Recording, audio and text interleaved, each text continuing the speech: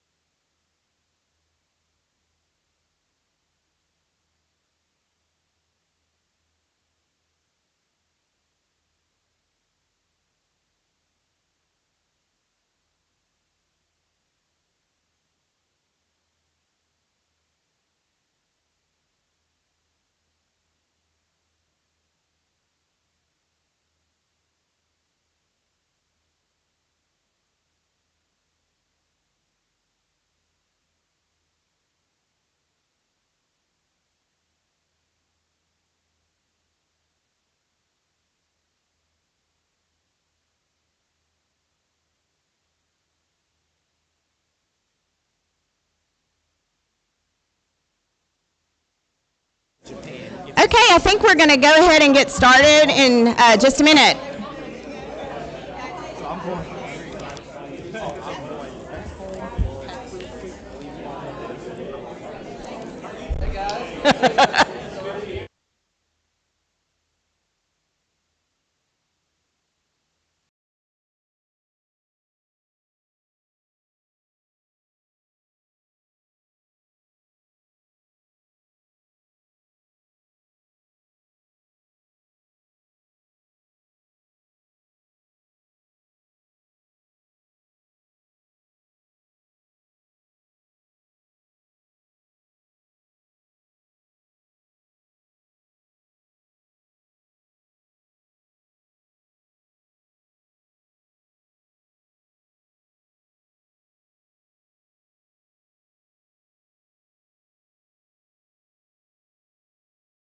Down here to Houston County today. I know some of y'all had to get up a little bit early to get down here. I'm going to go ahead and call this study committee meeting to order.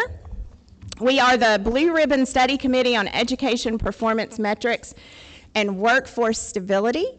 And I'm Bethany Ballard, and I'll be chairing this committee. I'm very excited about that.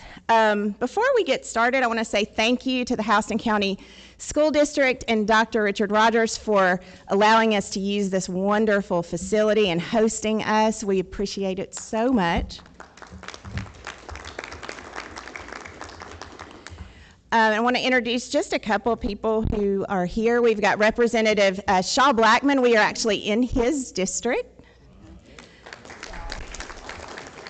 He lets me hang out here every once in a while. Superintendent Richard Woods is here. Thank you. We've got our County Commission Chairman, Dan Perdue. And we have members of the Peach County School District. Dr. Jesse Davis is here with some of his team. And then I will let the Houston County folks introduce themselves. If you're a Houston County board member or work at the Board of Education, raise your hand and wave at everybody. And then y'all can introduce yourselves later. Um, right now, I'm going to let everybody go down the line and just briefly introduce yourself and tell where your district is. And Representative Hagan, we'll start with you. Thank you, Madam Chair. Lisa Hagan. I represent House District 156, which is 6 counties between here and Savannah, starting with Ben Hill, Telfair, Wheeler, Montgomery, Toombs, and Tattnall. So I represent 7 different school districts. We do have a city school district, Vidalia, in 156. And I'm also a former middle school teacher, so this is a topic that greatly interests me. Not on the education committee in the House, but I am on the education appropriations subcommittee. And as a former school teacher, I greatly interested in making sure that when we're looking at data and making decisions, policy decisions, appropriation decisions, that we're looking at the data we see is telling us what we need it to tell us. And so that is why I'm thankful to be on this committee and very much looking forward to what we're going to be learning here today. Thank you, Madam Chair. Thank you so much and good morning. Madam Chair, very excited to be here today. I am from the Buford, Lawrenceville, Decula area. That is up in Gwinnett County, and I don't know how many counties are between here and there, but there's quite a few. I'm very excited to be here today, again, very concerned about the way the raw data is being shared, looking through just my specific areas and seeing what the raw data says. So I'm looking forward to this committee and dealing with the facts and working with our teachers as well for stability. I was able to carry the Math Matters Act, so can't wait to see that implemented and see the numbers change and our kids just improve every year. Thank you. Good morning, everyone. Phil Alalier. I represent House District 59, sits squarely in Fulton County, but serving both the City of Atlanta and Fulton County school districts. I represent parts of Atlanta and East Point. I have the pleasure of serving alongside our Madam Chair and a few members of this committee on the Education Committee. Teacher workforce is a big focus and priority of mine, and so I'm really interested to learn how our accountability and performance measures are supporting both school improvement, but also aligning with our teacher pipeline and workforce efforts. Thank you, Madam Chair, and I can say that now without getting in trouble. It's a long-running joke, anyways. My name is Scott Hilton. I serve Peachtree Corners, Johns Creek, Alpharetta, and Roswell, Gwinnett and Fulton counties.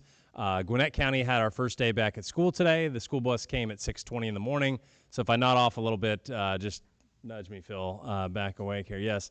I love this subject. From a parent perspective, I think it's very difficult to have kind of accountability and transparency and know how's my school doing? Is it better than the one next door? And so I would love to see this work produce a score that parents can rely on year over year and know how academic performance is going. One of the things that concerns me is we are seeing graduation rates increase, which is fantastic, but proficiency rates not come along with that, and I think that's a big disconnect. So look forward to the work of this committee. I saw Representative Robert Dickey walk in, so I'm going to recognize him. And I didn't tell y'all where my district is. I'm a little bit north of here, but I represent part of Houston County and part of Peach County. So excited to represent Peach County. They're my newest county. Good morning, everyone. I'm Representative Carmen Rice, and I represent District 139, and that is part of Muskogee and part of Harris County. I serve as Vice Chair on the Education Committee. Delighted to be here today. Very passionate supporting our educators and our students and look forward to looking more closely at workforce development and retention and how we can do that in the best way. So honored to be here with you.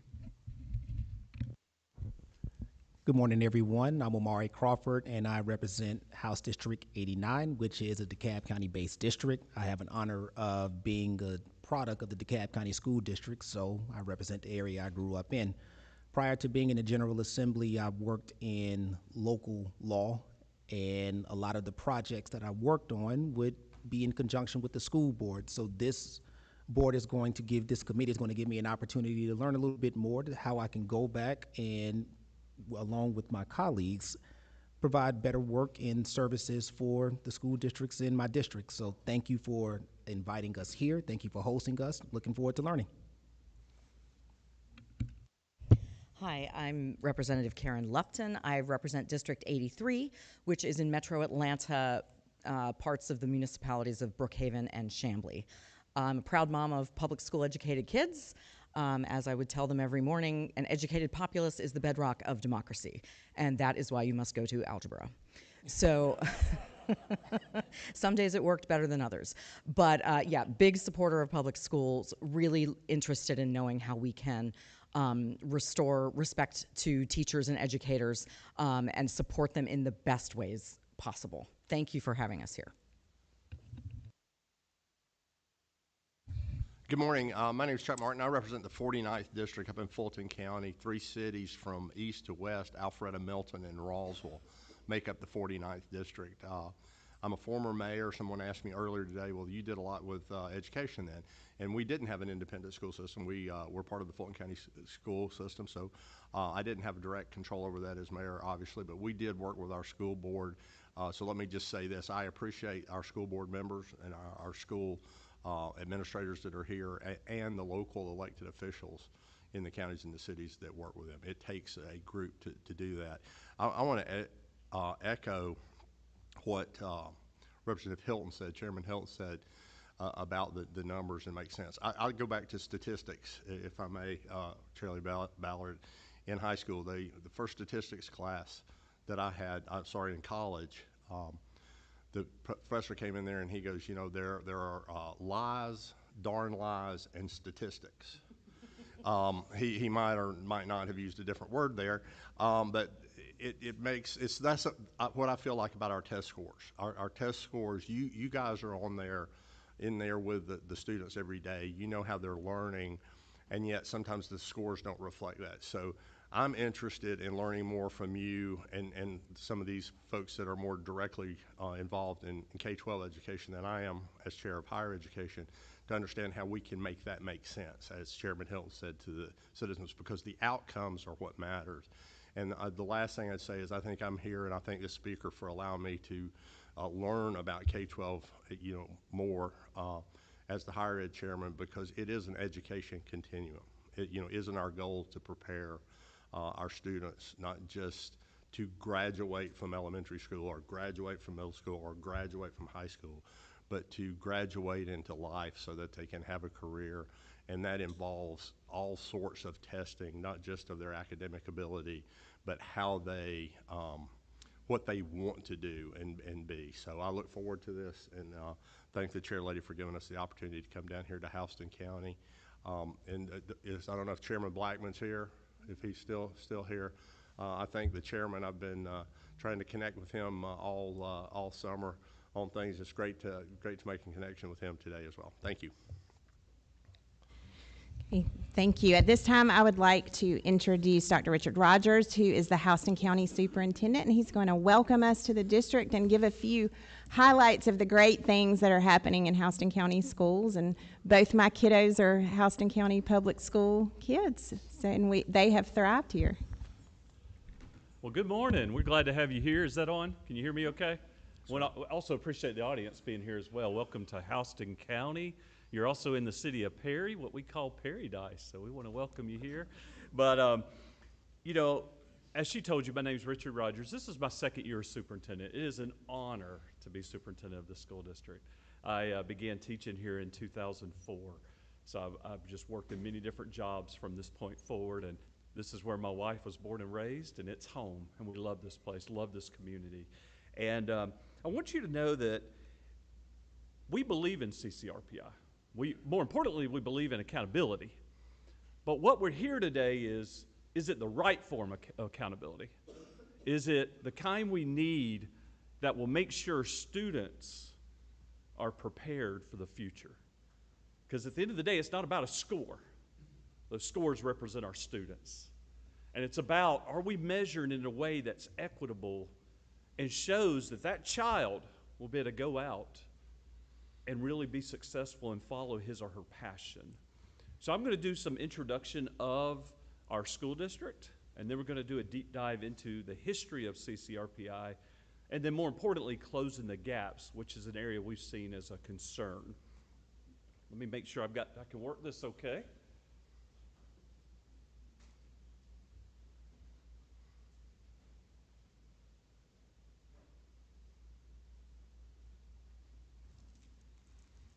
All right, so this just gives you may move that forward, whoever did that.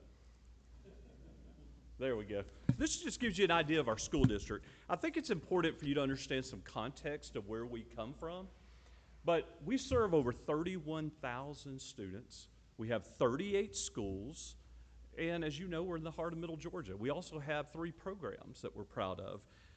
But we're also known as the Robins Air Force Base. We love our military community, and we know the challenges that come with them, and we make decisions based off what's best for them to make sure their needs are met when they move here. But we're also known as Emory Hospital. We're their southern branch, and we're excited to have them here.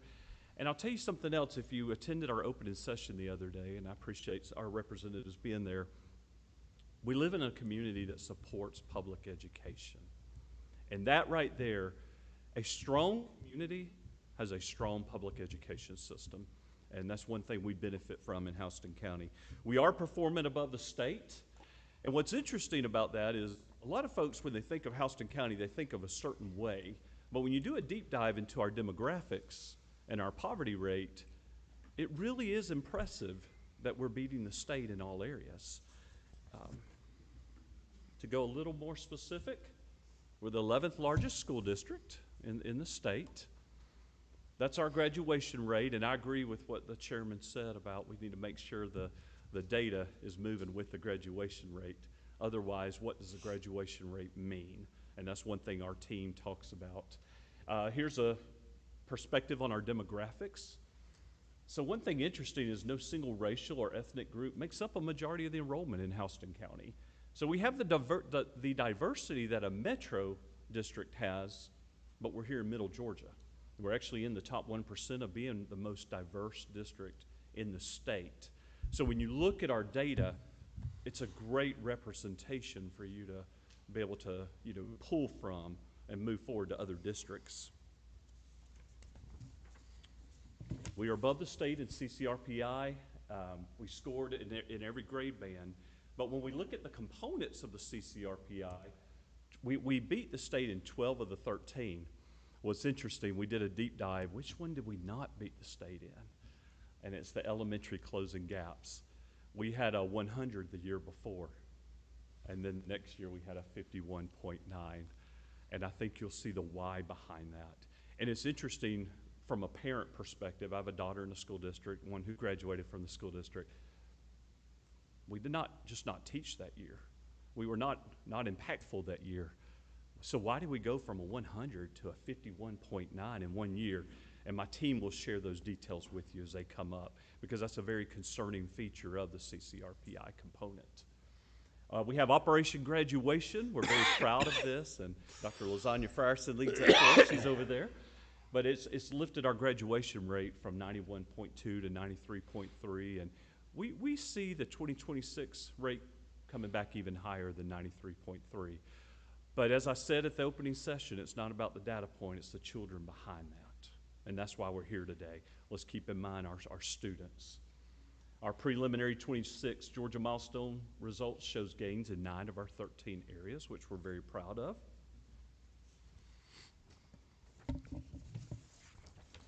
But let's talk about our goals this year. Every school district has goals. And when I stood in front of the opening session a week ago, guys, I told everyone there's 2 major goals.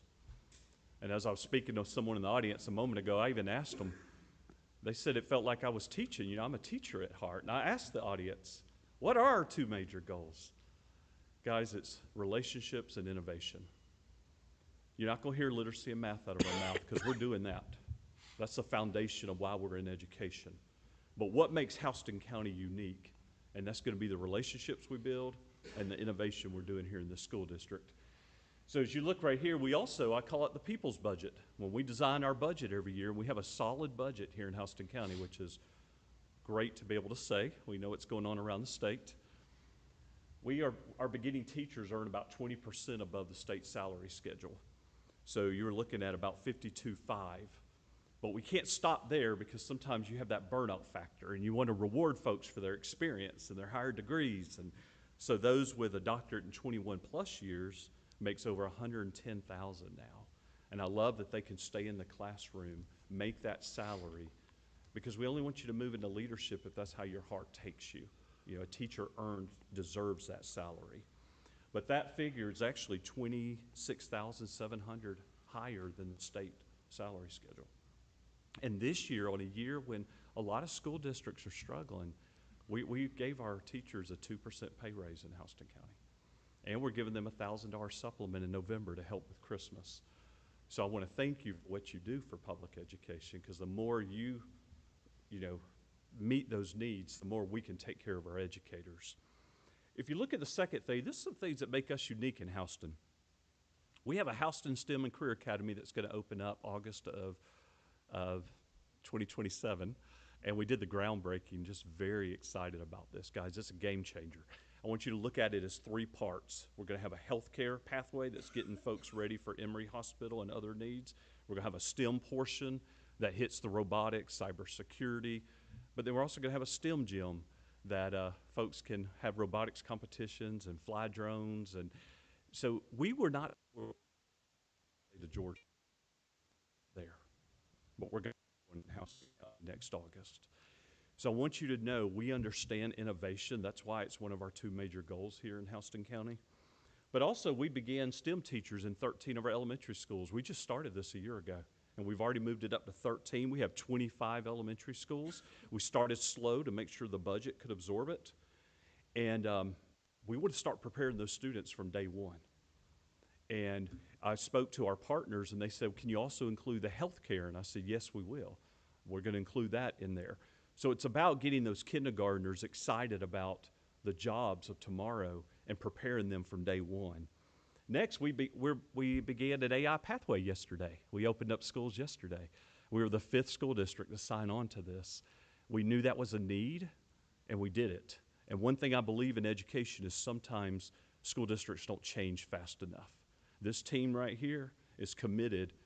If we need it, we're going to do it. And we're going to do it tomorrow. We're not going to wait. We're going to turn that ship around, and we're going to change it immediately.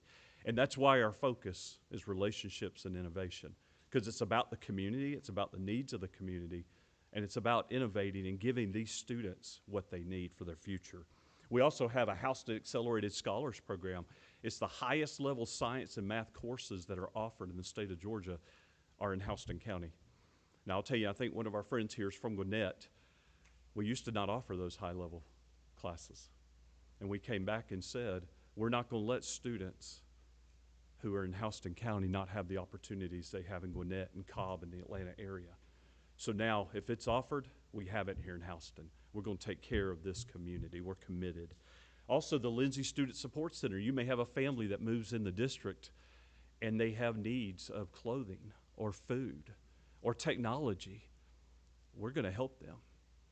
So our team is committed. You move in Houston County, whether you need the most rigorous course the state offers or you need clothes, we've got you.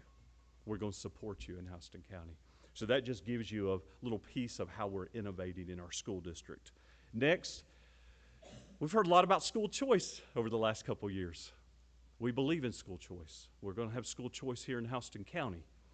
And these are some models we're doing. You've got the traditional brick-to-brick, pre-K through 12th grade. You've got Houston Virtual that we offer for 3rd graders through 12th graders. Our community said we want a hybrid program. We want project-based. We want to work on what the businesses need, the leaders. So we just kicked off an Academy of Innovation, which is a lab base where they have sprints, and it just started this year. And we believe in a student saying, you know, I just want to have a partial day in the public school system, so we'll do individual courses and partial days, and also the extracurriculars and athletics. But I think where our school district falls, we're okay with school choice. but have the same accountability if tax dollars are used, is what we would ask.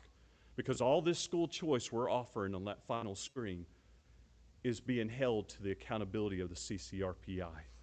So if you are giving a voucher or tax dollars, please make sure there's accountability system and we're treated equitably. Because school choice is good as long as we have the same accountability piece. Moving right along. At this point, we're going to move to part 2. This is why school accountability exists. One thing we knew is we needed to give you a history of the CCRPI. Why did it start? What year? What are the different components? So in a moment, our Chief Innovation Officer, Dr. Stephen Horniak, is going to come up. And I want you to know this guy right here has helped me move the needle on innovation in this district and has been just a great force for Houston County. So I appreciate your time. Thank you for being here. And please know the conversation may continue after today. Please reach out to me if I can answer or extend anything on this. And I hope the introduction to the school district was helpful to you. So at this time, let's hear it for Dr. Stephen Horniak. Thank you so much. All right, good morning. As Dr. Rogers said, I have the honor of serving as the Chief Innovation Officer here in Houston County. I've spent my entire career in education, 19 years here in Houston County, and just am passionate about public education, and so glad that you're here today. And I can't wait to talk to you about it. For Representative Hilton, I'm going to try to keep this upbeat, because I know you've been up since 6 this morning with the kids on the bus. And a history lesson may not be the thing that gets you going, but it's important for us to sort of know where things are. And it really is rooted in both federal and state law. So for decades, really, the federal government acutely and focused on accountability for schools. The Every Student Succeeds Act is the most current version of it. In 2015, it requires states to measure schools on these 4 things: achievement, growth, graduation, and progress for English learners. And they also identify schools and supportive needs through a comprehensive model that looks at achievement to identify those schools. Of course, Georgia law contemplates this as well in Code 20-14-33, which is our state accountability mandate, which directs the state to maintain a single annual accountability measure. And for us in Georgia, that has been, since 2012, the CCRPI, which stands for the College and Career Ready Performance Index. This is a single score model from 0 to 100 that's made up of several components. So both federal law and state law contemplate school accountability and really are the things that drive the development and the iteration of CCRPI. To give you a look back, of course, I said the federal government has been involved in this for several decades. Pre-2012, we had the AYP area, which was really a pass-fail model. It's called adequate yearly progress. And it was difficult for schools to meet this bar and to consistently provide that pass signal as far as quality of education. The state actually was, or the department was really forward thinking in that they applied for a federal waiver and launched the CCRPI in 2012, which was made up of several components, but introduced that 0 to 100 score, which for us in education we understand, for the public it's clearly understandable as far as 0 to 100. And then in 2018, the index was streamlined to the components of the federal ESSA law. And then today, we have seen it change roughly 5 times in 12 years. And most recently, as the Georgia Promise Scholarship was advanced, of course, now it's a single score is back and it's reported every year. The thing here to understand is, although the federal law contemplates accountability, the state does have the opportunity to adjust the score and adjust the metric, and they have done so across the years. Let's dive into the individual components. There are 5 components of the CCRPI, and give you a little look into how they are calculated and to look at the total component score. So here are the 5 indicators you'll see. They go from content mastery, which is how students are scoring on that state assessments, our milestone system. Progress, how do students perform year to year. Closing gaps, which is one that Dr. Mayfield will dive into a little bit later. This is the most volatile component of the index, and something that, as Dr. Rogers alluded to, that caused us to be below the state average in elementary closing gaps this year. Readiness looks beyond the core subject areas, looks at things like attendance, literacy established through Lexile rates. And then, of course, graduation rates are really important. We've heard that talked about a little bit today about as they've risen. And so this is for high school only. So each component is also scored 0 to 100. And then there's a composite score that uses a weighted calculation that I'll show you in just a few minutes. But these are the 5 components. At the surface, they're pretty easy to understand. We're going to dive into each of them here now. So milestones, the system, of course, is our state criterion reference test that's given across all public schools in the state of Georgia. Of course, it starts in 3rd grade. We give English, language arts, and mathematics in all grades, science in certain grades, and social studies is middle and high. But it's based on a weighted achievement system. So the state has put out proficiency levels. They begin with beginning learners, which we earn 0 points. Developing proficiency, we get half a point for those students. Proficient students are considered at grade level, mastering standards, and we get a 1, and 1 whole point for those students. And then there's actually a level above proficiency called distinguished, and schools actually get 1.5 points for those students. So imagine the state is actually saying, okay, for students who are below proficiency, you get no points, but students who show advanced mastery of standard, you get half a point. So there is some ways for schools to be able to have high-performing students and get credit for those students. And of course, moving students from one area to another is a really important part of the progress component. So here you can see those 4 proficiency levels and the point values. And so this is a weighted measure. So we take every single student's score across a content area, assign them a point system, add up those points and divide by the number of students that are tested, and that gives you your content mastery score. The biggest component of the overall CCRPI is what's called progress, and it looks at growth in 2 content areas, both math and ELA, as well as progress towards English language proficiency for our English learners. So these use student growth percentiles, which it's not a gain score model. We don't compare the student score from one year to another. What the state actually does is they find students across the state in the same grade level and the same content area that scored the same in 1 year. So that becomes a cohort of students.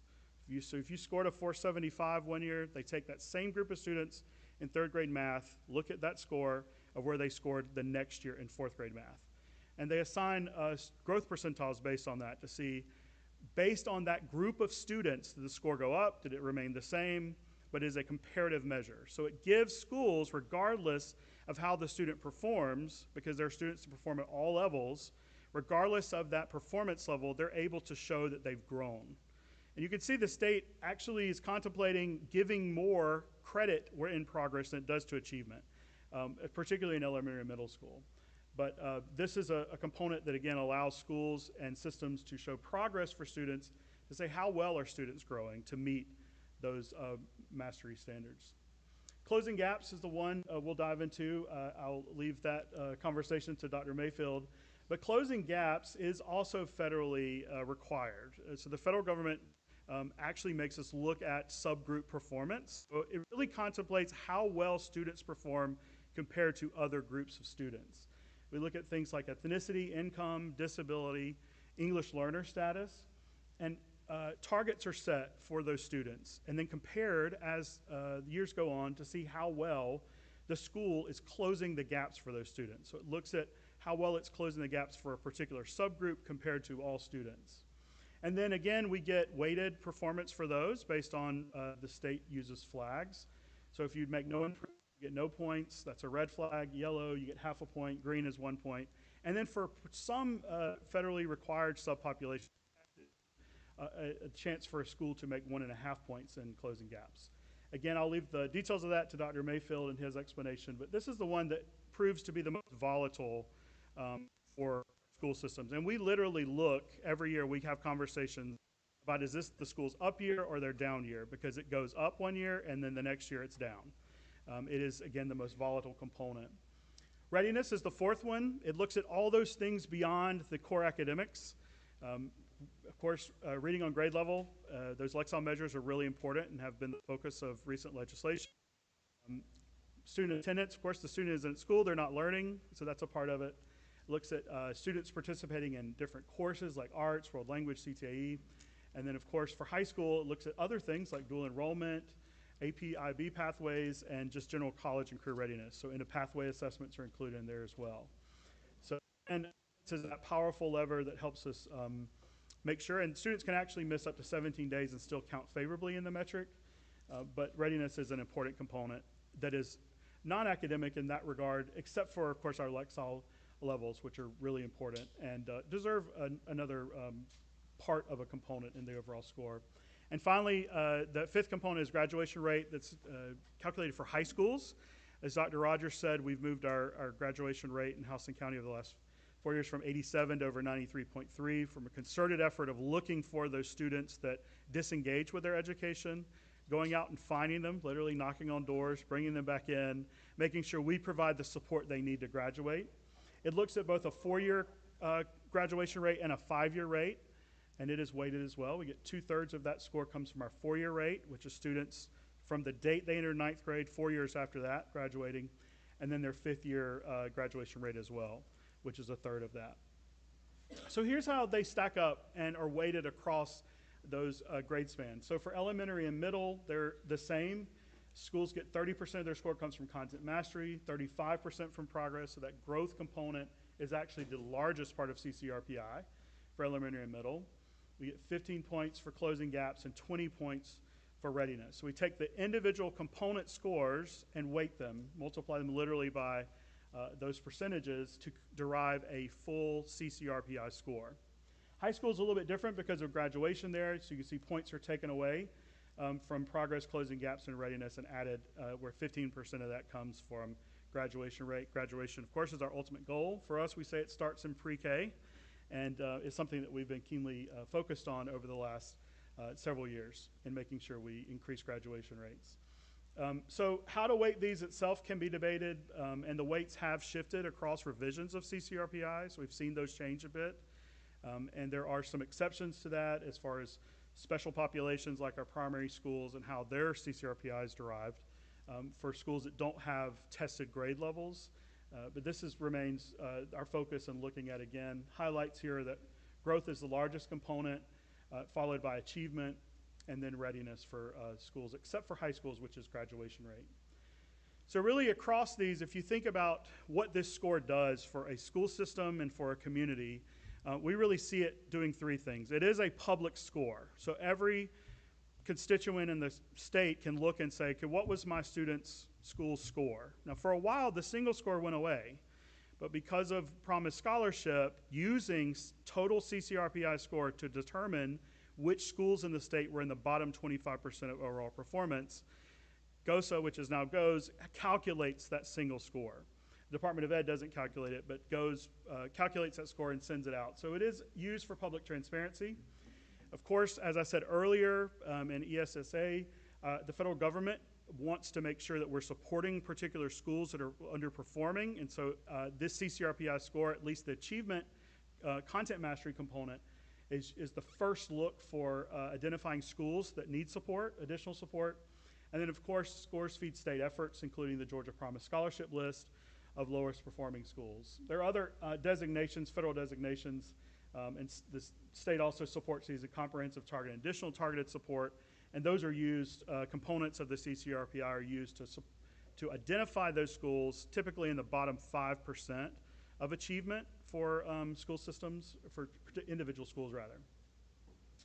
There is a bit of change that's coming that we've seen some states elect at the federal level, and that's through additional federal flexibility. And so 6 states have already won federal flexibility under the Elementary and Secondary Education Act. Its current version is the ESSA, but in 25-26, the U.S. Department of Ed began granting what Excuse they call... me. Sorry. Yep. Question. I was trying to Oh, I'm wait. sorry. Yeah, I'm no, sorry. you're good. You're good. Wasn't me falling asleep. Go back 2 slides. One more. You'd mentioned at the beginning of your remarks how the score has been changed, I think, 5 times in 12 years. Is it the 5 components that have changed, the weightings that have changed? It's both. So they've been, the way they're calculated, you have to imagine too that as standards change and scoring changes for the state has to have time, the department has to have time to calculate those. So yes, they've contemplated both changes in the number of components and the weighting of those components across the scores. Does that make it difficult for y'all to compare year over It year? becomes a bit of a moving target. So yes, that does make it difficult. Targets reset sometimes, like this year, because our ELA standards change. We're not getting those scores till November or December. So we're halfway through a school year before we know how our students performed on that state standardized test. So if we were to use that data, including CCRP data, for instructional planning, we've missed a whole semester. So we're having to use other assessments to determine where students are in their learning and how to support them. So this assessment is administered, what, September, August? It's once a year. So the milestones are administered in April of every year. Okay. But again, because standards change and the assessment changed, the state needed time, the Department of Ed needed time to make sure they were able to calculate and score those exams. And so that norming has to be done across the whole state. It takes time, of course. Yeah. And so we just don't get that data we won't get it this year until November.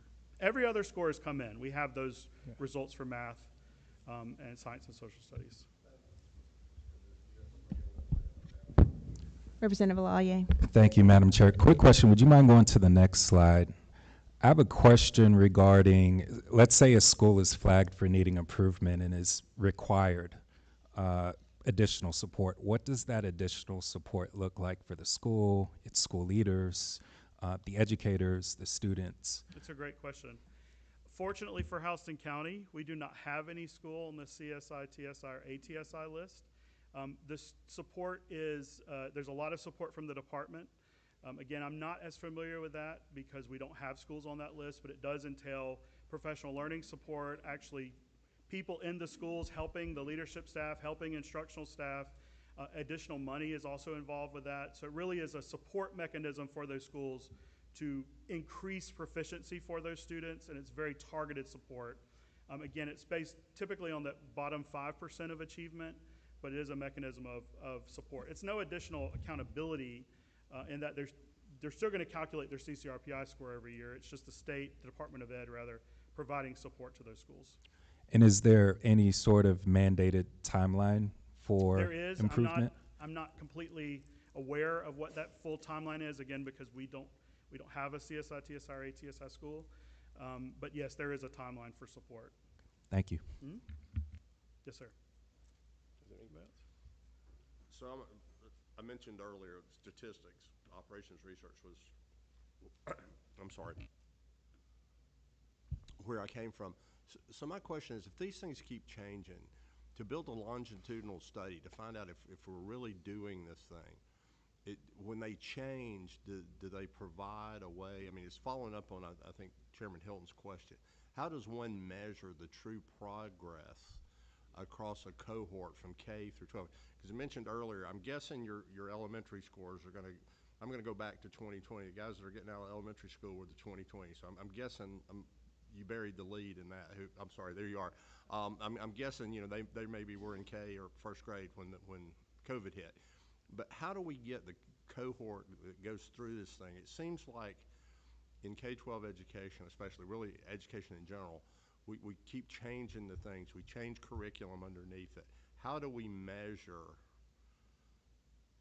a cohort going from K through 12? And I understand we want to get better because you don't want to say, hey, we got to wait 12 years to find out before we're going to fix it.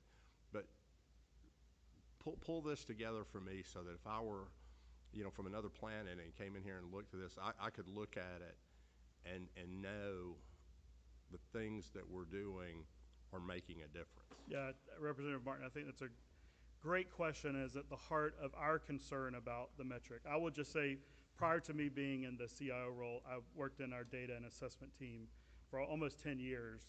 And for us, the most difficult part of this, other than closing gaps, is that content mastery, because it does not track a cohort of students. It's this year's third grade students compared to last year's third grade students. And as you know, in a school, depending on the population of that school, the law of large numbers tells us that the more students you have, right, the more predictable those outcomes become. In a small school, though, that introduces so much volatility because it does not track a cohort of students. Now, I can't tell you whether that's a artifact of the federal law or that's just an interpretation at the state level, but it does not track a cohort. So we have to use additional measures. We actually look at those proficiency levels. Progress is the closest thing that tracks the student because it compares students who score similarly as they do and looking at how they score year over year. But as far as looking at multiple years for a cohort of students, it does not contemplate that. So we in Houston County developed things like our early warning system, which we call HARP, House and At-Risk Profiles, that actually tracks longitudinally how students are scoring across not only state assessment results, but large norm reference assessments like MAP growth, iReady assessments, and so on and so forth, so that we can see, is the student actually, as they move from grade to grade, school to school, as they matriculate, are they actually growing? CCRPI is not concerned with that. Yes. I think components so of it no. are. I mean, the answer to that is no. But I mean, agree. And, yeah, and our answer is we do it outside right. of CCRPI. No, that was my point. No, that is a measure of a system having to stand up an accountability system within their system to make sure students are matriculating. No, I meant that as a positive view, as an accolade No, to you. Not. So really, just by standing on itself, it doesn't. It's not a longitudinal test at all because you're testing two different groups of people. That's content that may have come from a different background, different family structure, different people may have come in from other states that had a different curriculum than us. And okay, so yeah, we need more. And I understand when you say you need more, then you're talking about testing, and we're not teaching instead of testing. So that's the quandary we have. I suppose. It is, and again, I can't tell you if that is there because of federal mandates or that's something the state has put in, but it is the most frustrating part for us. Readiness progress does look at students, how they perform, but it's not a gain score model. It doesn't say this year a kid scored this and the next year they scored 20 points higher. Madam Chair, thank you for letting me ask the question. And if I could just early on here, I think this is what we're going to hear is that our testing and dictating of such does not best begin in that building in Atlanta. It best begins with folks like him. That are out in our schools, and I hope we can take that back. Thank you. Thank you. Representative Rice.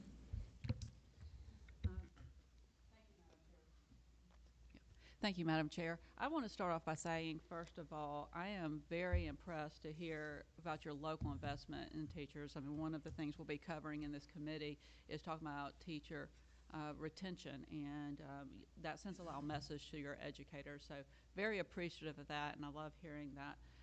I did want your perspective on, I know federally in 2022, it was allowed for the states to remove the one grading system 0 to 100 in the CCRPI, and that was due to some COVID and the pandemic.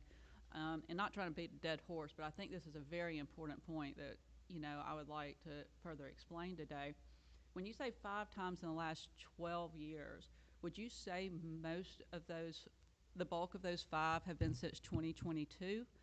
And my second question to that is, my understanding is there have been years where certain components of CCRPI have been removed, such as maybe math was removed one year or ELA another year. I'm just trying to gain an understanding. It's very hard, to Chairman Martin's point, to I would think from your perspective to see progress and to calculate the metrics when it is a moving target like that.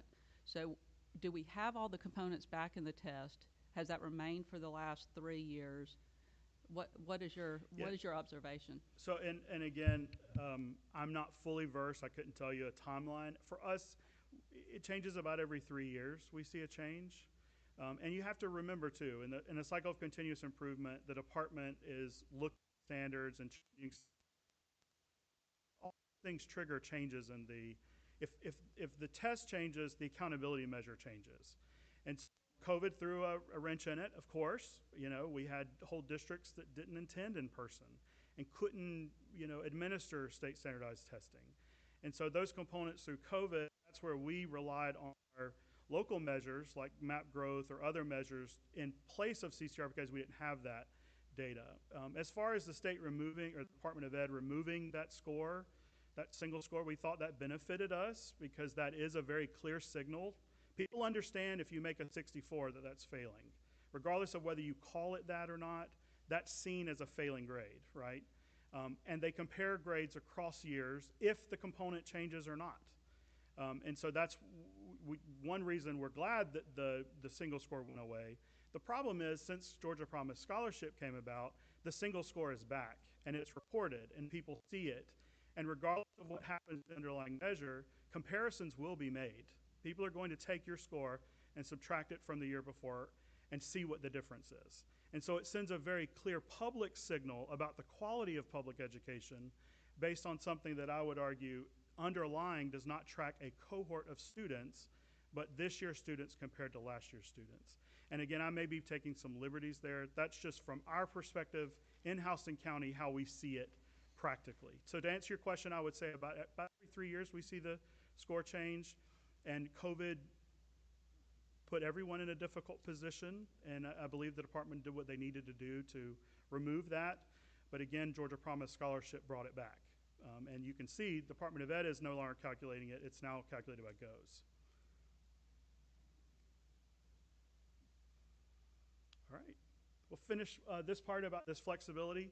So under the Elementary and Secondary Education Act, 6 states, Iowa, Louisiana, Indiana, Vermont, and Arkansas and South Dakota have actually been awarded flexibility from the federal government. It contemplates really a couple of things. One is consolidated funding. So it takes all federal dollars, combines them together, and it allows the state to issue those funds without the individual requirements of Title I, Title II, Title IV, so on and so forth. It also helps direct more discretion towards state priorities like college and career readiness. We've seen that here in our own state, like GOSA going from GOSA to GOES. But we've actually had some states that actually looped in accountability and have gotten greater flexibility and accountability through a waiver. Arkansas paired its July 2026 waiver with accountability changes. Just to be completely transparent, there are benefits and trade-offs to this. I won't go through the whole list, but for us, the consolidation of the funding would be beneficial, of course, but there are also some other things. It helps us to redesign volatile parts of the CCRPI, like closing gaps. It could help align accountability with Georgia's workforce and career college priorities and direct dollars towards more local needs, of course, which we're always for, rather than fixed federal categories. But again, there is less comparability and transparency if ratings change or rely less on test scores. But I would argue with our current model, it's in need of adjustment so that it does send a clear signal about how schools are performing. In closing, I just want to recap a couple of things. The first one is this. This is one number with many parts. So there are 5 components. Each of those components gets a 0 to 100 score. And now the entire school gets a 1 score. It measures more than just test. So there are achievement components. There's also growth, readiness, graduation, of course, which are each weighted and combined. Growth matters as much as achievement. And I will say, when we're contemplating the change in the metric, realize the Department of Ed does place more emphasis on that growth component, particularly in elementary and middle school. The score has consequences. It drives, of course, transparency, federal support, and state programs like our Georgia Promise Scholarship. And change could be coming. There's federal ESEA waivers and other things, of course, that this committee is looking into that could provide relief to some local districts. I'm going to turn it over to Dr. Mayfield to take a deep dive into closing gaps. Do we have any more questions for Dr. Horniak? I knew you would, Representative Lupton. I knew it. Could you please help me understand how on earth the milestones fit into all of that? Yeah, milestones are across multiple components. I'll go back to our component part. Milestones are content mastery. Okay. So The guidestones, they got blown up. He's telling me the guidestones got blown up. Can we blow up the milestones? And what I mean, help me see how it fits, is that I know that we don't get these things until well into the next school year. How are they blended into the score if they're not scoring the current year? That's what I'm... Yeah, I think that's a great question. It's one that is a matter of the actual scoring of these tests and components takes time. Oh, yeah. And so if you give a test in April, you can't always get results immediately. Now, this department has done a great job in getting scores back a lot quicker for us, and we definitely do that. For us, Milestones are very important to help with instructional planning. They help us determine, what areas we need to focus on going into the new year. But again, those changes in curriculum, or changes in standards rather, cause a delay in that result. So I understand what you're saying, because we have to have the scores back from the test in order to calculate a CCRPI. Correct. I am not aware of how GOES or the department are going to release CCRPI total scores this year. As far as, for us, that total score really is just for Georgia Promise Scholarship. It allows them to identify the bottom 25% of schools. But you've raised another critical point, that if the data is lagging, then the actionable insights we get from that data also lags. So, Thank you. great point. Chairman Hilton and then Chairman Hagan have questions. So Thank you, Chairman Madam Hilton. Chair. Just two quick questions. How many assessments does a student have to take throughout the school? We talk about milestones. What other assessments, if any? So milestones are, of course, are taken once per year. In Houston County, we give MAP growth, which is a norm reference assessment. It's a universal screener. So where milestones tells us how well the student performs on grade level standards, the universal screener we give twice per year, and it helps teachers understand where students are actually in their learning. So if I'm a fifth grader and I take the milestones, it's going to tell me how well I've prepared or have mastered fifth grade standards. MAP growth tells us how well the student performs across the continuum. It says where they are regardless of grade level. So we give MAP growth. We also, because of, as part of our literacy point, Dr. Mayfield will be able to speak to this more too, we give universal screeners in literacy, like our AMIRA screener. So students in elementary school take AMIRA. There are other system tests that we don't have any local tests that are administered across every grade level, but we do have common formative assessments and unit tests that teachers develop. But as far as standardized tests, whether it be national norm referenced or criterion referenced, we just have 2 of those that are given. Okay. Second, last question. Do you guys keep forward-looking data on student outcomes at all? Meaning job placement, college graduation. Yes. Is that data okay? Yeah, it does. GOES actually produces this data. Again, it lags about at least 18 months, but we are able to see placement rates, whether they went on to college. There is some data that's reported from the department as well. That helps us see what happens after post-secondary. So yes, there is some data. Thank you. We get for that. Thank you. Would you go back a slide? I think one slide will do it. Yeah, I went all the way to the front, so it may be. Tell me when I get there. Oh, Yeah, okay, keep going. There. Okay. Okay, item 3, growth matters as much as achievement. For a high-performing school district like Houston County,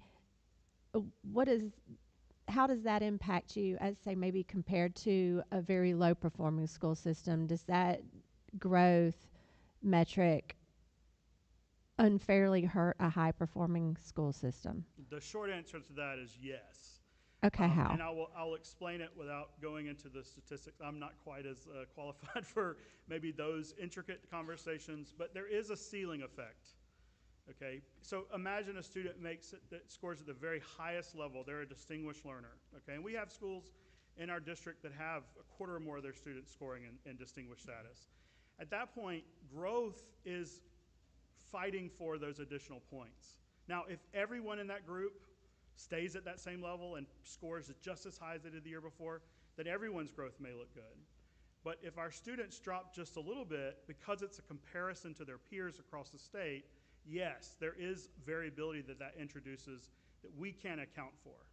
A lower performing school, there's much more room for them to grow and therefore much more opportunity for them to grow. But I will say, across years, there is the ability for students to show growth at all levels, meaning that distinguished learners can still show growth. I would just argue at that point it's splitting hairs, if you will. Does that make sense?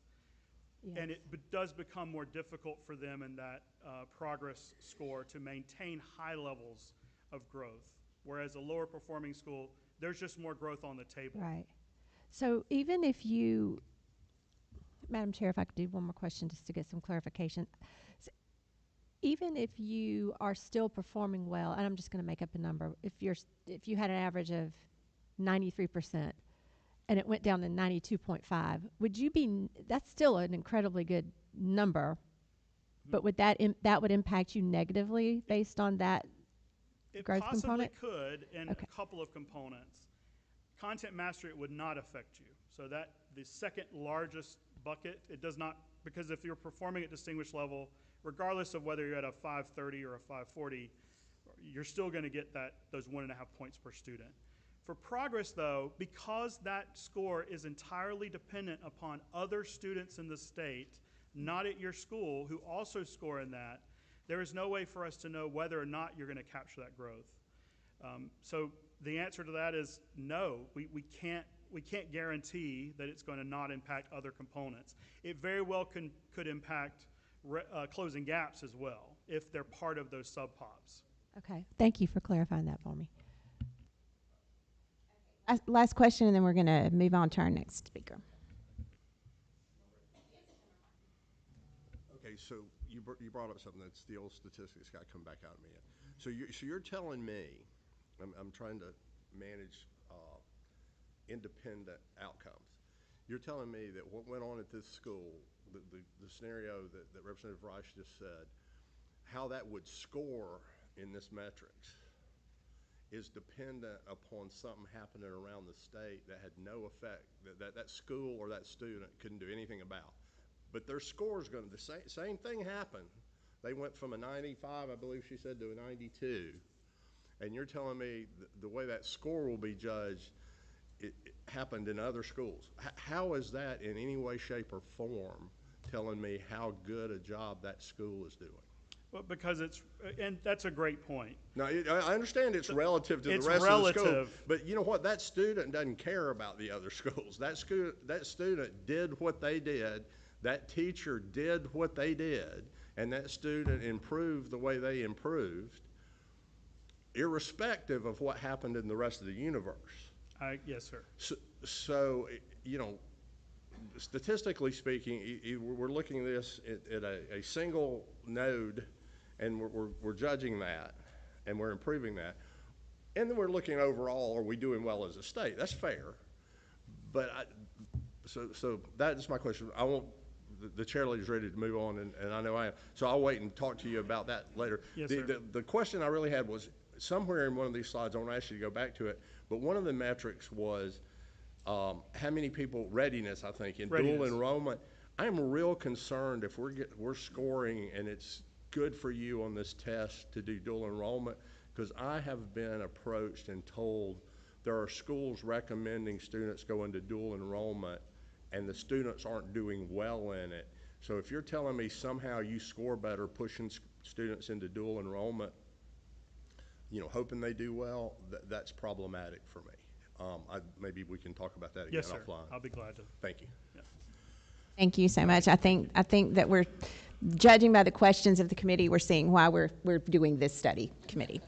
I want to recognize Senator McNeil, one of our new senator. He just came in a few minutes ago. I wanted to make sure to recognize him. And now we will move on to Dr. Elgin Mayfield, that's going to do a deep dive into this closing gaps component, which I've heard from a number of superintendents across the state is their area of concern if they had to name one in this CCRPI metric. Thank you so much for this time today. Let me begin before I jump into this presentation that by talking about closing gaps, I don't want to give the impression that there's not concerns with content mastery or there's not concerns with progress. There are.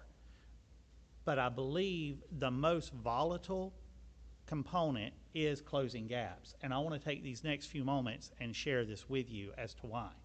So what I want to talk about is not we want to get away from an expectation of our subgroups performing, or not that we want our bottom 25% to be performing and to be growing, but does closing gaps accurately even measure that? That's the question. It's not about is the measure necessary, it's about are the ways we measure it valid? That's the concern. And the way to do that is I want to talk to you not about what's happening for a moment in the state of Georgia, but I want to show you kids. And I want to show you schools in this district and how Closing Gaps has impacted them. Okay? And I picked two schools on opposite ends of the spectrum. I want to talk about Tucker Elementary School, which is a Title I elementary school here in Houston. And then I also want to talk about Veterans High School, which is a non-title high school in Houston County. Let's first look at Tucker Elementary. So I want to just show you some numbers, and unfortunately this does get into the weeds a little bit, so there's just no way to avoid that. But in content mastery, if you'll look in FY23, Tucker Elementary scored a 53.4. Now, is that a good score? No. I'm not going to stand here and tell you we should be proud of that score. We have work to do at that school in FY23. Progress was at 64.7. Readiness was at 80.4. You're going to think this is an omission. I left the number out. I didn't. Closing Gaps was a 0. And it accounted for 15% of their score. Their CCRPI was lowered by 15 points because of Closing Gaps. Why is that? There's not a CCRPI score, so how can I say that? Because we created one for the Promise Scholarship List. The reason FY24 is red is because they're now on the Promise Scholarship List in FY24 with a readiness of 80.4, with progress of 64.7. They're in the bottom quartile of the state of Georgia. Look at the scores. FY24, 63, we see some growth. We see some growth in progress, readiness, content mastery. Evidently, the school figured it out, because they improved as much as you could possibly improve in FY24, going from a 0 to 100. We keep bringing up statistics. Is that even statistically possible? That you can improve 100%. Remember, I said statistics, darn statistics, and lies. Or right lies, darn lies, and statistics. Yeah, I'm right there with you. So it goes up 100. They get off the Promise Scholarship List, FY25, and then they lose 13 points of that same Closing Gaps measure. I don't understand, in a 3-year period, improving 100 and dropping 13. When you look at every other measure, it's steadily improving. Steadily is the word. Let's look at Veterans High School, the other end of the extreme. Content mastery, steadily improving. I'm just going to go across all 3 years. Progress, steadily improving. We want steady improvement. You don't want those flash-in-the-pan moments because you can't replicate them. You want that 2%, 3% gain every year. That's what you work for because you can maintain that. Closing Gaps goes from a 75 in FY23 to 100 in FY20. Again, we're perfect. We're absolutely perfect in FY24 to FY25. It's now not just dropped, it's dropped to the lowest it's been in 3 years, while every other metric has moved forward in those same 3 years. How is that possible? How is it possible that you've got improvement in your content mastery, that your students, compared to their cohort under Progress, have improved, but yet you've lost 32 points in Closing Gaps? So the question between the two schools becomes this: is this just a measure that's volatile, or do we start questioning, is the measurement, the way it's calculated, invalid? So you're going to say, and I can understand this argument, well, Dr. Mayfield, you picked the most two extremes in your school district. You went to it and you dug through and you found, actually I didn't, I just picked two schools. But I'm going to show you this at the state level. So what this shows is from 23 through 25, the improvement or change, I should say, in each of these 4 component areas. Notice that the top line at the top is your progress, that's your progress line. It's just steadily moving. The green line is your readiness line. It's just steadily moving. Your content mastery is just steadily moving. That red line, that's our closing gap scores. So this is the state of Georgia. From 2023 to 2024, it improved 21.1 points in the state of Georgia, and then dropped 5.8 the next year. That's the average. If I were to look at our elementary schools, it's more volatile than that because of the size that you're dealing with. Because every time you lower the number of students, you have more volatility that's going to happen in the metric. Put this graph together to show you how this is impacting individual schools. So I'm just going to take a moment and just show you the red. I'm going to skip the blue and the light blue and just talk about the red. What the red represents is the number of schools that saw a change in 1 year of 30 or more points. Now that can be 30 points up or 30 points down, but in 1 year had a swing of 30 points. In content mastery, I couldn't even put it on the chart. It's 0. Readiness, 0.4. Progress, 1.8% of schools.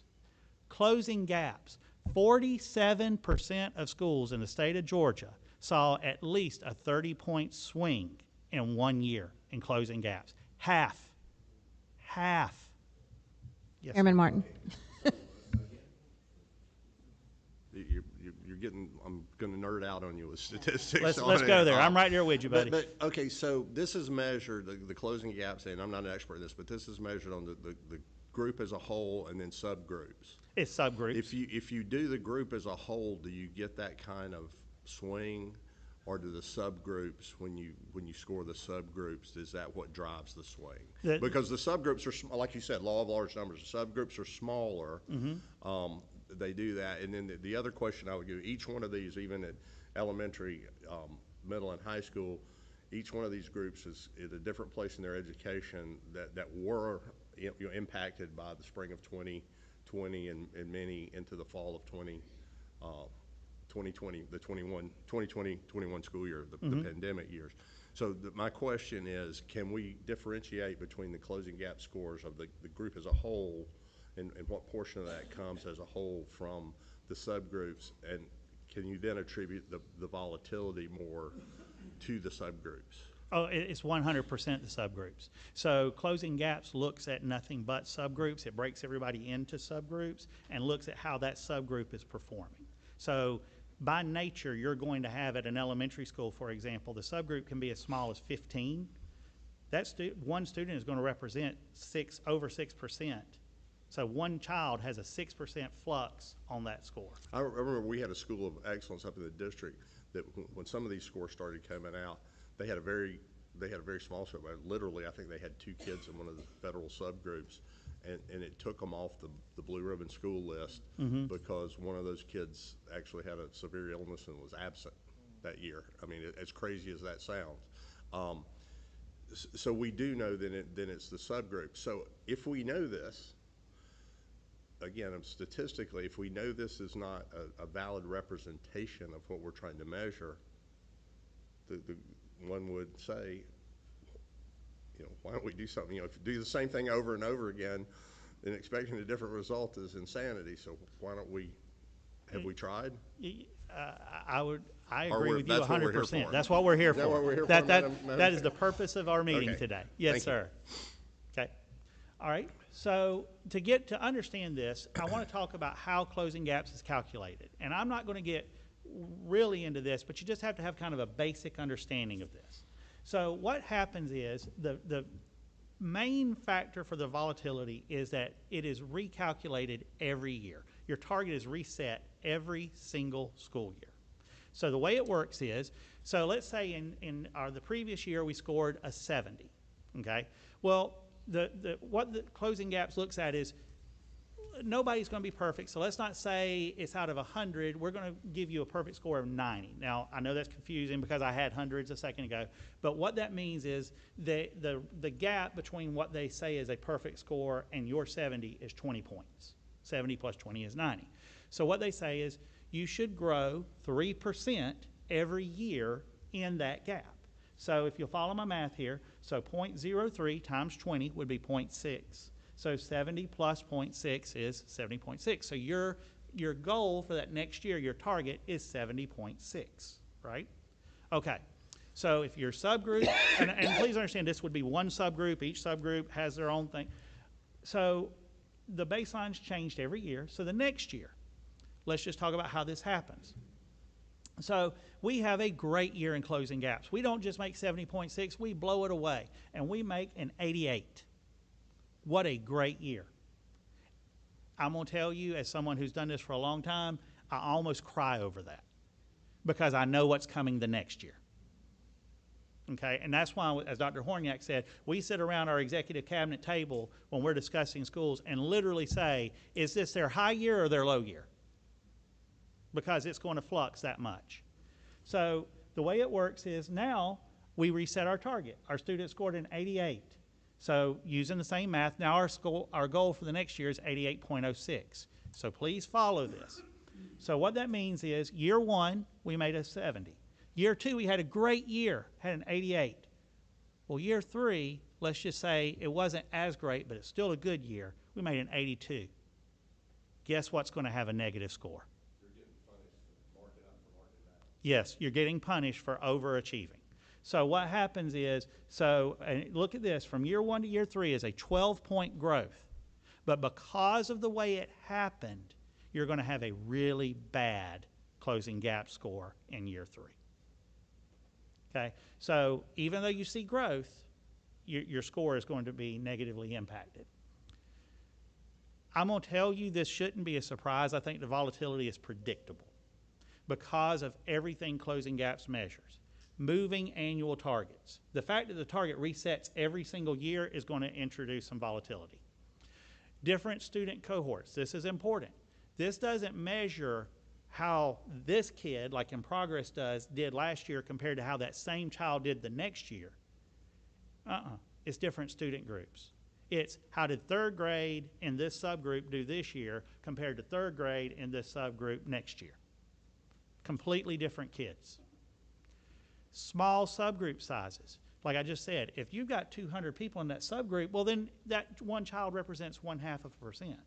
But if you've got 15 in that subgroup, which is the minimum number, that child represents a very high percentage. Look at this. Multiple subgroup membership. This one child could either count for you or against you on your scoring for their ethnicity, economically disadvantaged, ELL, one kid, 3 areas, boom. So this one child hits you multiple ways. And then this last piece, the pass-fail scoring. If you don't meet your goal and you make progress, then you get a half point for that. But other than that small little window right there, because remember I showed you your goal is like 70 to a 70.6. So other than that 0.6 margin in that example, you either pass or fail. So if your goal is 70.6, your previous year was 70, and this year your kid scores that subgroup scores a 69. Follow me, I'm 1 point, I went down 1 point. I fail. If my goal was 70 and my kid scores a 15, that subgroup scores a 15, I fail. Guess how much more I fail? It's exactly the same. If I fail by 1 point or I fail by 40 points, it's exactly the same. It does not change. Each of these is going to introduce volatility. We often are told, and we understand this, that these are federal mandates. We have to do these things. But luckily, we're entering an era of some flexibility. And we have states that have taken advantage of this. I'm not going to read this to you, but we have 2 states right here, Wisconsin and Ohio. Wisconsin it's been ESSA approved. And they actually dropped the whole subgroup idea. And they look specifically at the bottom quartile of their students. It didn't matter if they were black, white, or green with purple polka dots. It didn't matter if they were economically disadvantaged or wealthy. If they were in the bottom quartile, they were observed. Ohio incorporated kind of a longitudinal look. And what they have is an average over years. And look at it that way.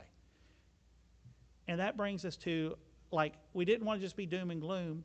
Wanted to bring some ideas. Like, okay, so how could we address this? How could this be adjusted? First thing would be to add a tolerance band to the flags. And the way that would work is that we would establish a margin of error. So if you had a 200-person cohort, it would probably have like a 2% margin of error. But if you had a 15-person cohort, it would have a larger margin of error. And if students perform inside that margin of error, you don't get penalized for that. And that creates this yellow flag, you see it, that would be you still get a half point on the metric, but it's because we can't tell, did the kids not do well, or is this just in the margin of error because the subgroup is so small, right? That would be a major change to the flag system. What would reduce the volatility tremendously is go to a multi-year averaging system, or a rolling average, if you want to call it that. So what would happen in this example is in 2024, we score a 74. 2025, we score an 82. 2026, we score a 68. So our goal for 2027 is the average of those three plus the 3% toward 90, and you would score a 70. Your goal is a 74.7. The next year, you would roll off 24 and roll in 27 for your 28. And it would be a 3-year average. But notice when we have a 3-year average, we start looking at trends, not 1-year bumps, right? So you're going to smooth out that 1-year anomaly. It's going to reduce your volatility.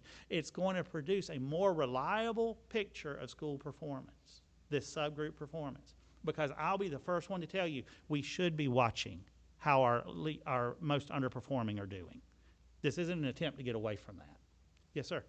Oh, I'm sorry, that's not me. I'm a teacher, I'm used to that. I call on the students in the class. Chairman Martin, I know this is just killing you, all these weird wonky statistics, so yeah, go ahead. This is just a question. While we're doing this, I mean, why wouldn't we compare the group as they move forward? I mean, I know some of the students may come and go in that school, right? Somebody transfers in and somebody's out. But if we're measuring this group, and then they move on to 4th grade, I was using your 3rd grade, and then you have your 2nd graders come into 3rd grade, I mean, you're measuring a completely different outfit. Right. I mean, kids are different, if you know, mine were. So, I mean, I don't see how it at all correlates. I mean, at all. You could have a group in a subgroup in 3rd grade in an elementary school that could have 12 kids in it this year. Next year could have 2. I mean, the numbers just don't correlate. They're meaningless to me.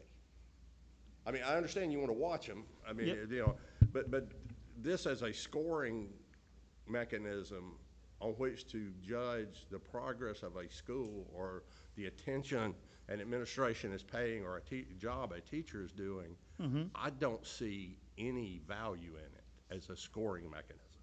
Not that we shouldn't be looking. Do you disagree with that statement? Not at all, sir. Okay. I think longitudinally is what we should be watching. We should be watching that child as they progress through school. It just you're comparing eggs and peanuts. I mean, there just happens to be individual eggs, and you know, I'm not, no disrespect to our students. But it's you know, you have 12 of these and 12 of these, but they're different. The only thing that's the same about them is there may be individuals. There may not even be a dozen. There may be 12 this year and 6 students.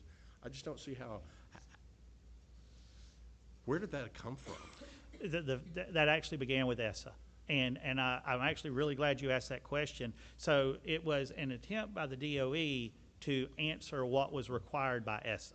This was not something that they sat around. From Washington. It came from Washington.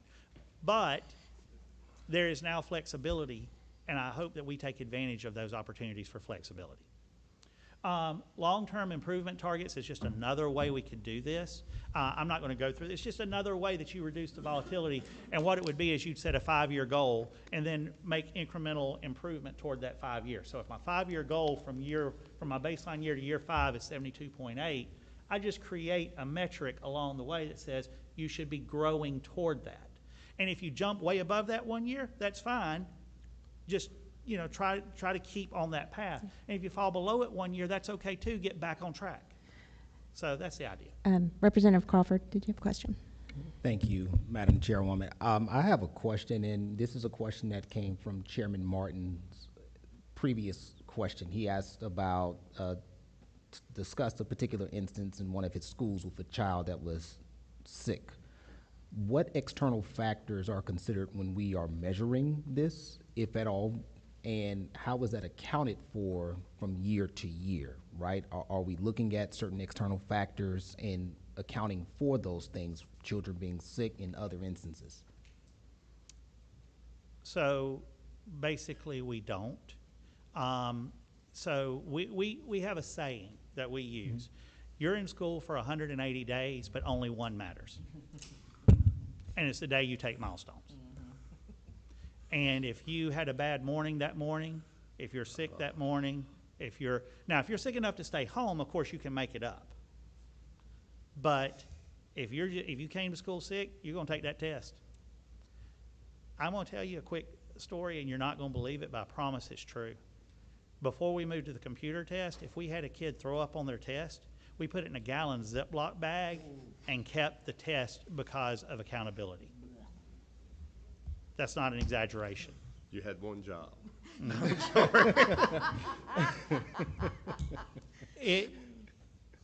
There is no acknowledgement of the human experience.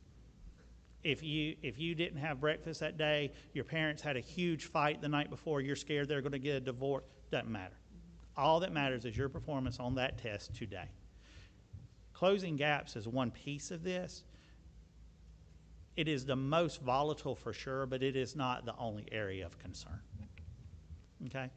But one thing, I'm sorry, please. We've got one more, sorry. Just to continue to dump on this stat here, doesn't it introduce some perverse incentive though to close the gap? One of the ways you could close it is by lowering the top end, right? I mean, if your students who are performing well at the higher end are actually declining, your score would improve, right? Unfortunately, that's true. Yeah.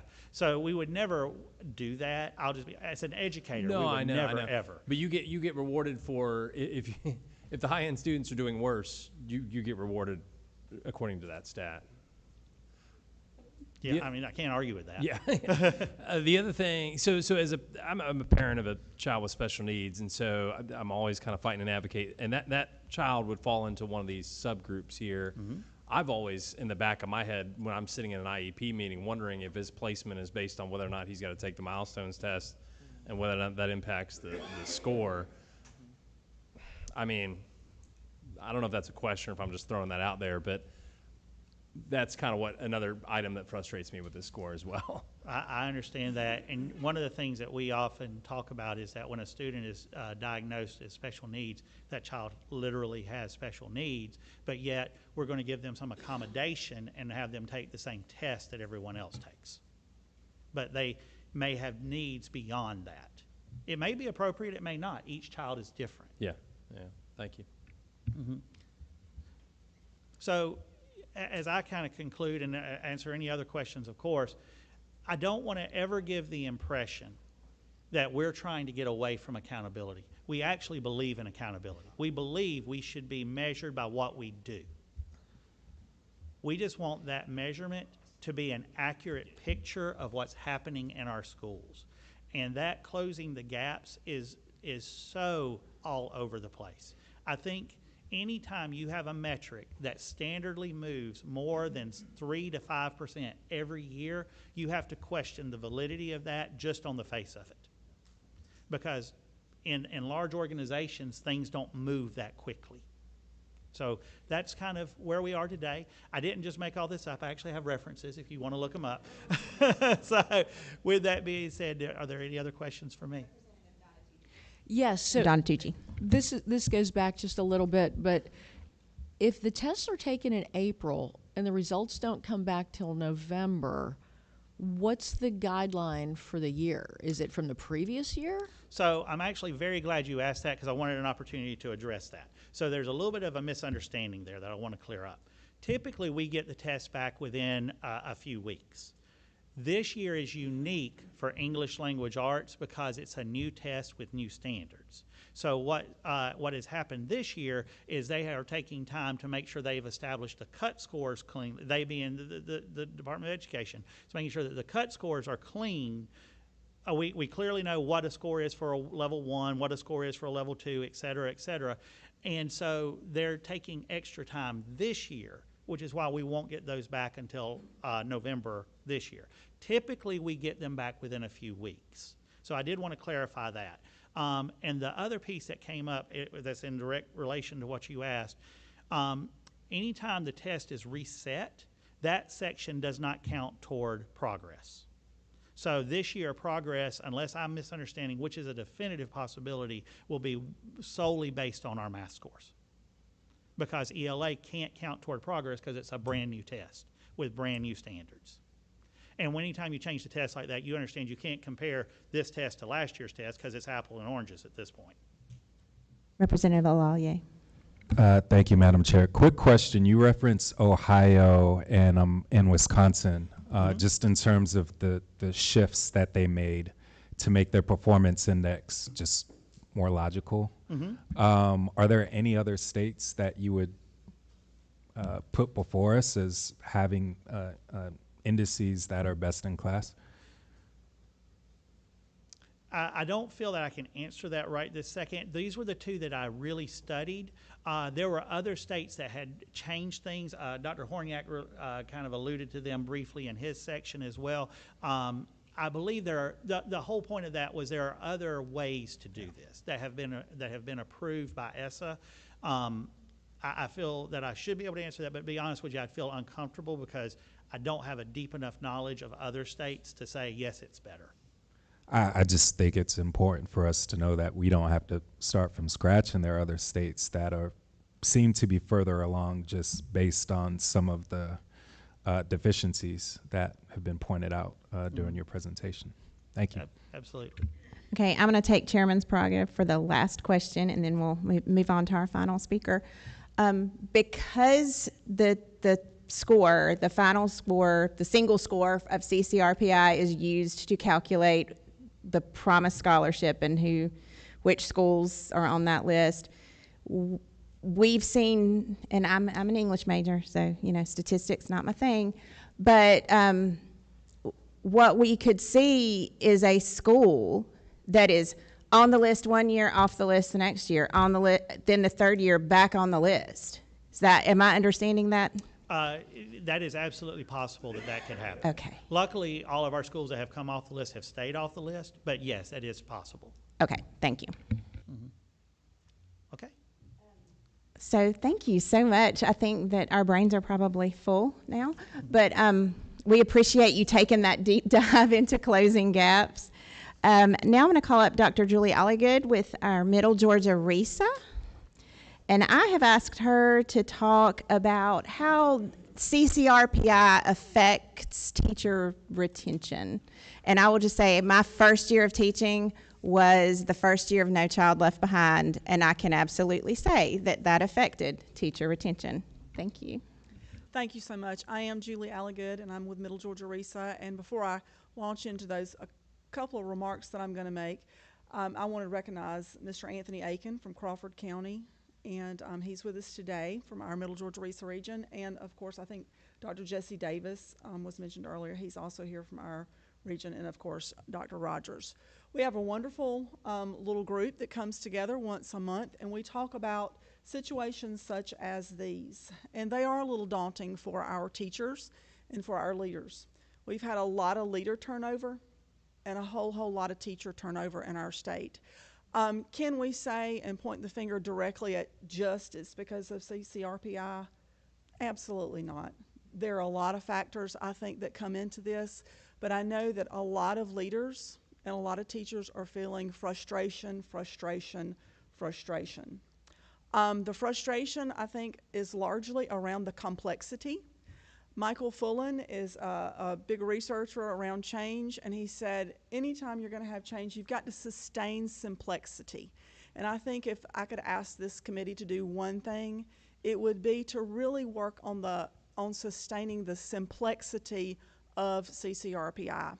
A former principal, a former superintendent, I can tell you that if accountability is involved, we're not making zippers in education. This is not the YKK factory. I used to tell my staff, we're building the future.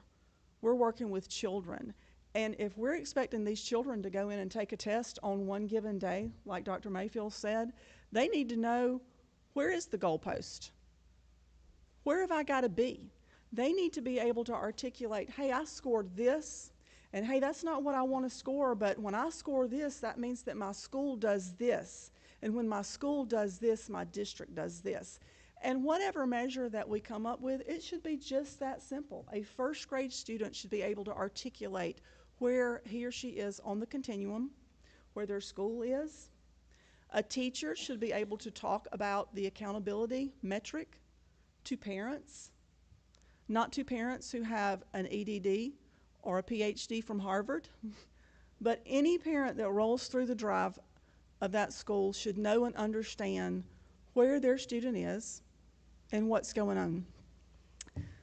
Representative Ballard, it's funny that you just mentioned that, because the whole time that these gentlemen were talking, I was thinking back to 1992. Sitting in Theatre Dublin, I was so excited. I was going to be a 10th grade English teacher, and I sat in that theater and I heard the daunting presentation from the then superintendent, and he's talking about how no child will be left behind. And I was like, yeah, I'm on board with that, right? And then Monday morning rolled around, and I had no idea how far some of them would need to go to not be left behind. And they're in the 10th grade, right? And so that was pretty daunting. So we went from No Child Left Behind, which brought on AYP, a check yes or no.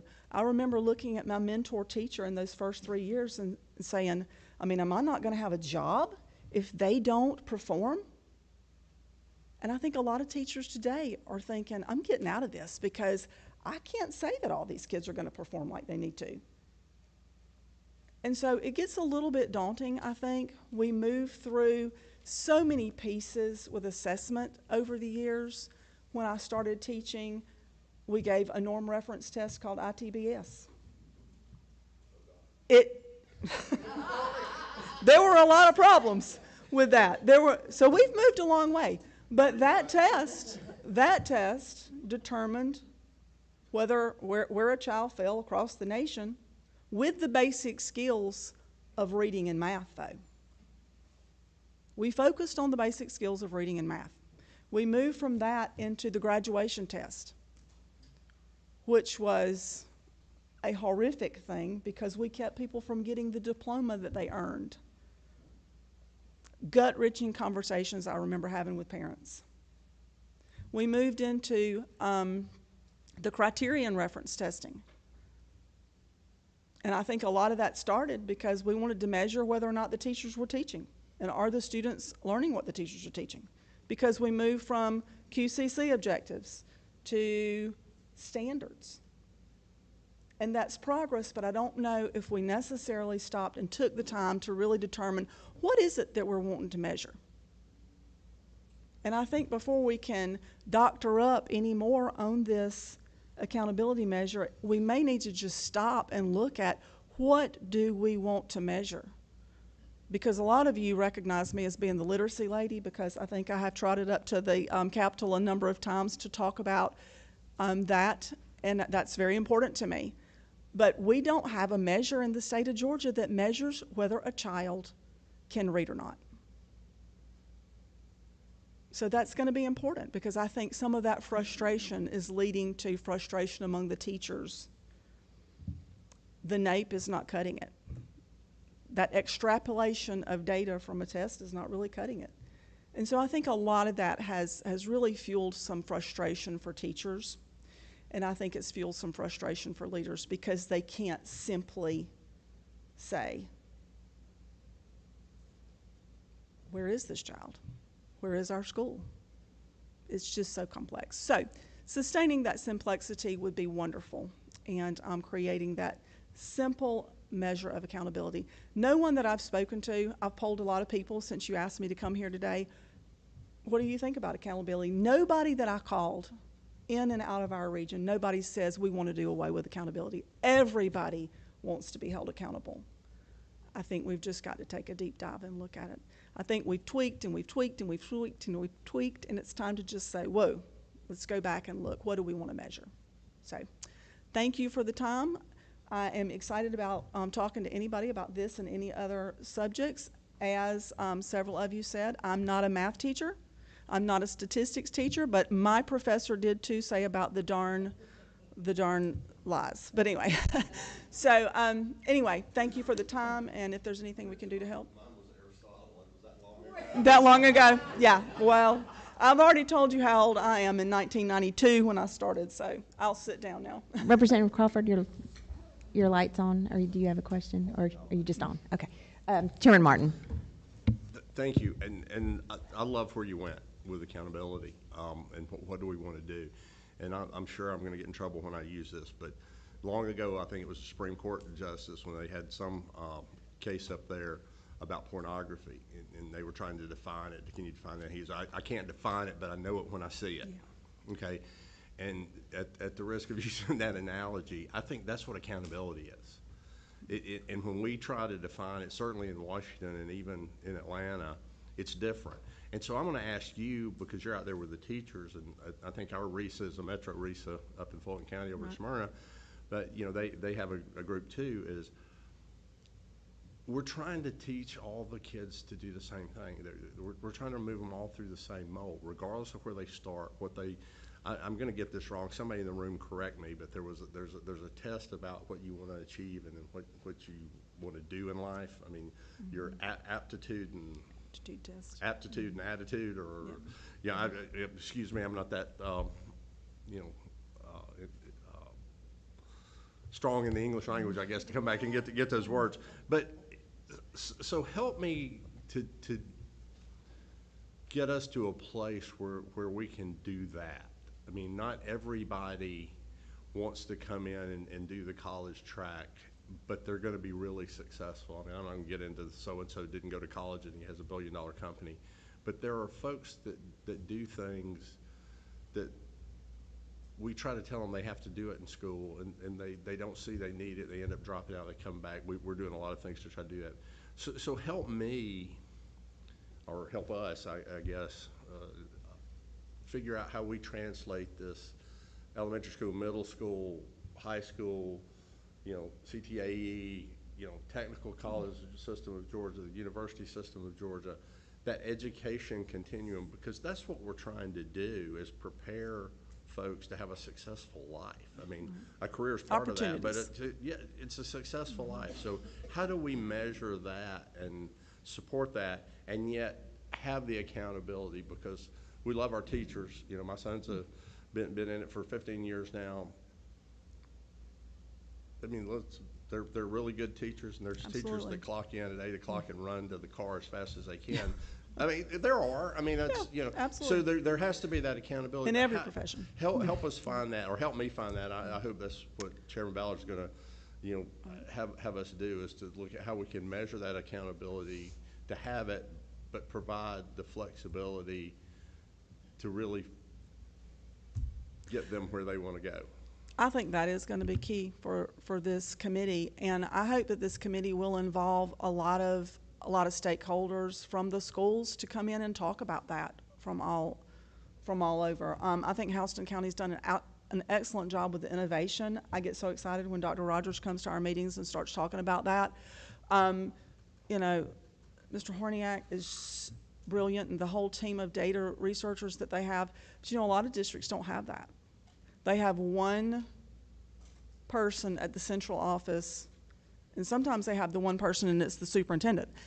Sometimes they have the superintendent and one more person, and there are so many things that they're trying to manage and do, and so trickling down all the information, I don't even know that people really, in a lot of districts, really have a total understanding of CCRPI. It's so complex. And so I will say, when we have a session and we invite Bobby Smith from South Georgia, who is a CCRPI guru, he's phenomenal, we fill up the room. So it's not that they don't want to learn and they don't want to know. But I think to really get at the heart of what we need to do, we've got to look at what is it we want to measure, and we've got to get the right people at the table to let's look at this and look at scenarios all over the place, because everybody's situation is different, every district. Hilton, do you have a question? Oh, my bad. You don't have to. I didn't have a question, but no, I mean, someone's got to balance out Chuck down there, you know. I guess I'll put the question to you. I mean, if you were to design a test or, you know, an assessment, not an assessment, a score, what elements would you prioritize? What would you have in there? I mean, blank slate today, because I'm with you. I mean, I worked at a large corporate organization where the score kept changing every year. We were in sales, and you're like, well, how do I meet, you know, and it's totally different year over year, and it was very frustrating and very complex. Like, how do... Well, I'm going to answer that probably. I don't know that I'm going to answer it with a question, but I just want to say where we put our focus is where we're going to get our bang. Lately, we have been focusing on what? Literacy, right? But really, have we been measuring that exactly? I mean, we've got some screeners, but screeners are not supposed to measure, really, our schools. A screener says, warning, danger, this child might have an issue. So, I mean, if we've really been focusing on that, we need to be measuring that. Does that make sense? Sort of. I mean, you know, and I know we've got to measure holistically everything because we've got to, you know, talk about our schools holistically. But I think we've got to say, hey, whatever we're putting our emphasis on, we've got to make sure that that also is being measured. But and is I'm it not English so sure language measured in milestones? Not the basic skill of reading. We're talking about standards, and there are some reading standards, but by the time you get to a third grade milestone, you're looking at things like setting. Give me some more. Comprehensions. Yeah. Yeah, how to make a prediction. So the standards are not all twined around the basic skill of learning how to call words and read and fluency and so forth. So, I mean, this is a dumb question, but I mean, just taking the milestones test itself, I mean, if you can't read, I assume you're not going to score well. You're not going to score well, no. I think my superintendent wants to say something else. He's waving at me. Dr. Horniak and I have spent a lot of time speaking on your question, so I've asked him to step up there and share what we have brainstormed together. Sure. Thank you. Thank you. No, thank you. Thank you.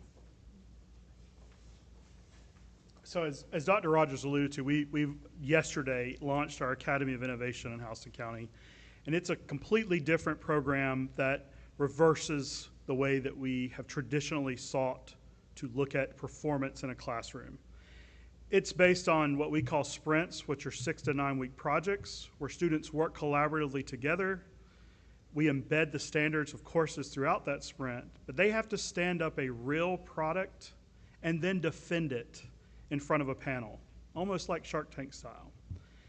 Our view of what the future holds for how do we evaluate students is really more at a look at what our workforce currently does.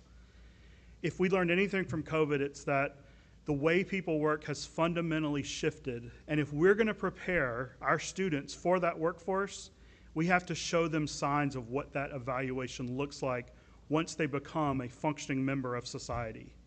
I think about performance evaluations, where I reflect on what I've done and produced, not an assessment that I took. So we've actually introduced, as part of our Academy of Innovation, a digital portfolio that sits right alongside the student's transcript. It's a collection of artifacts, evidence, and actual products that student has designed, iterated, defended, and then shipped to real clients solving real problems of practice. I know that's difficult in a system of 31,000 students to imagine performance being evaluated that way, but I think it is a greater reflection of what society is asking us to do. And some things that Dr. Rogers really championed is that we are preparing students for their future, not the world that exists today, but one that has transformed over these last 10 years even, and will continue to transform. And so that's really how we imagine performance and evaluation looking going forward. That's really cool. Great job. That's really cool. Representative Rice. Yes, thank you. And my question was, you might could answer, but was going to be to Dr. Alligood. When you were talking about teacher retention, included in the CCRPI, is the school climate evaluated in that? And if not, where is the school climate score? Because I know that's certainly a factor when we talk about retaining our teachers. Climate, I know financial efficiency is part of it. So if you could go back to the microphone. Sorry, thank you. Stephen probably wanted to talk about this too. But yes, climate is actually a part of it, so certainly, and financial efficiency is a part of it.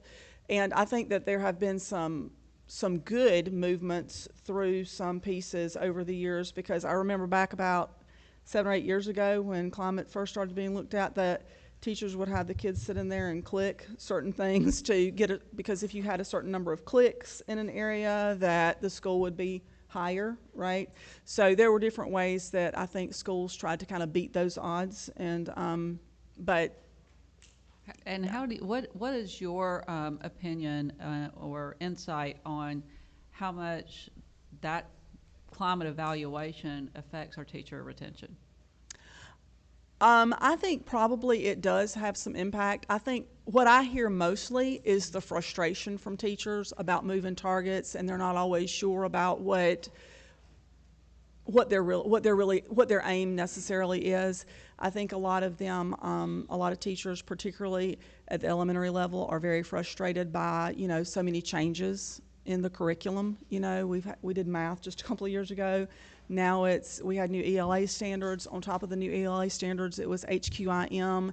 And so I think that some of that has negatively impacted their job, I think, happiness, you know, because a lot of teachers go into it because they want to make a difference for children.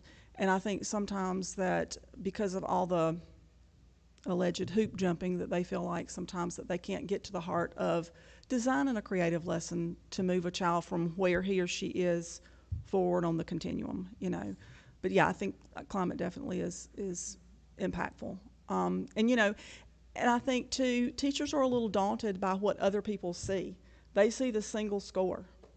They see the climate rating. They see the financial efficiency stars. You know, we've got several systems going through some financial issues across the state, and I had some conversations with some teachers there, and they said, you know, all people look at that when they see our school is that it's, you know, we've failed to be what we needed to do financially speaking.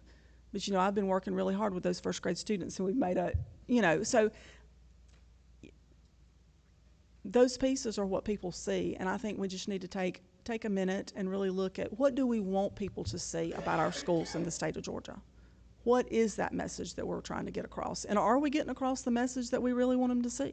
You know, just because we have, you know, a lower climate rating doesn't necessarily mean it's not a safe school. So.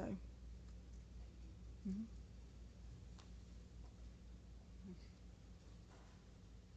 Come on up. we are running just a scooch early for lunch, so we can, I know, look at us, we're efficient. Thank you. Again, my name's Anthony Akins. I'm the superintendent in Crawford County, and appreciate the opportunity to speak for just a quick moment, because I did want to give a perspective from a small district as well. You know, I have a district of less than 1,500 students, and when we talk about CCRPI and the single score, so many components in there that affect it. You just talked about climate, and when you have the participation or the number of parents that respond to the surveys or students, it's all perception, that perceptional data. And a lot of times it's hard to manage perceptions. We do our best, but people get in their mind their own perceptions, and their perception is their reality. So you kind of fight a lot of that.